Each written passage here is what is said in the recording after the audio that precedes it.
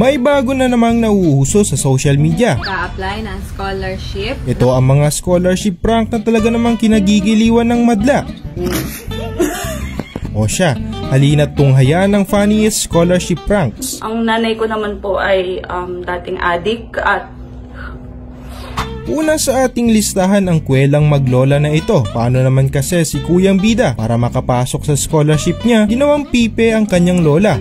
Maasa lang.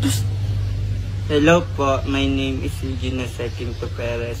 I'm from Ibaan, Batangas at nag-a-apply po ako ng scholarship dahil ang nagpapaaral po sa akin ay ang lola kong pipe.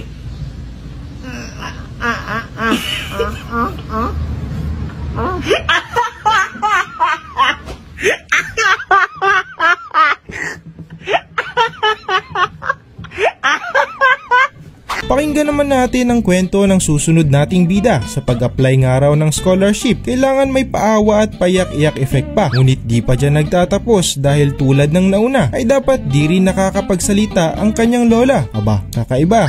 hingi po ako ng scholarship at sana po matanggap niyo po ako. Deserve ko po mabigyan ng scholarship dahil sobrang hirap po ng buhay namin ngayon. Wala na po kaming makain. Sa totoo lang po si nanay po, nagbebenta po siya ng bakal bote. Kahit hindi po siya nakakapagsalita.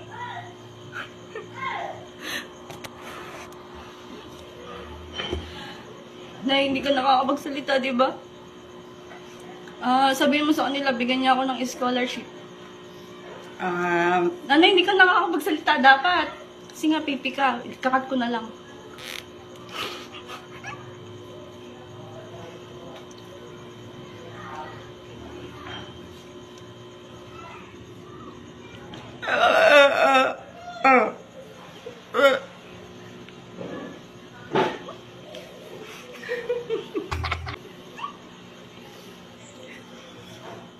Sumasakit na po yung dibdib niya.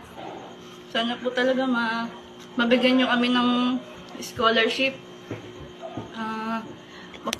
Maraming salamat po in advance pagka po nakuha niyo ako.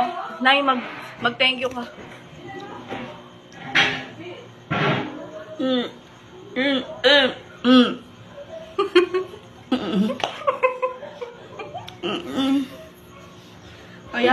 Kaya po siya naging pipe dahil po nagbebenta po siya ng illegal drugs dati.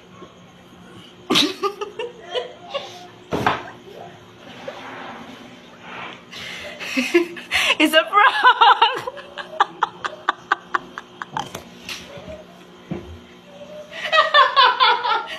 It's a prank! Bakit ba? Ang sunod sa ating listahan, aktingan pa lang ni tatay ay talagang panalo na. Ngunit ang aktingan nila ay napalitan ng tawa sa sinabi ng anak niya. Sana po makuha niyo po ako sa scholarship grant kasi po ang aking magulang ay wala pong mga trabaho. Ang aking nanay is isang basurera na hindi po nakapag-aral ng kolehiyo. Ang tatay ko naman, ito po siya, may kapansanan.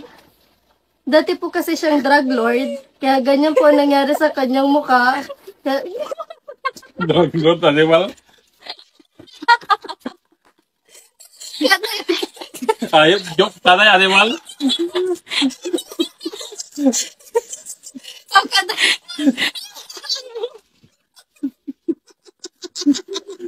At panghuli sa ating listahan, bida ang maglola, kung saan si Lola ay pinagkunwaring di nakakapagsalita, ngunit sa kalagitnaan, si Lola tawa ay di mapigilan.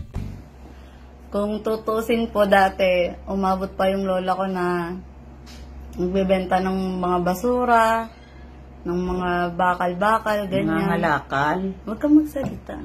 Sige, ganun din. Kunwari nga, ngayon po, yung lola ko may kapansanan po siya. Hindi po siya nakakapagsalita. Mag-thank you ka lang.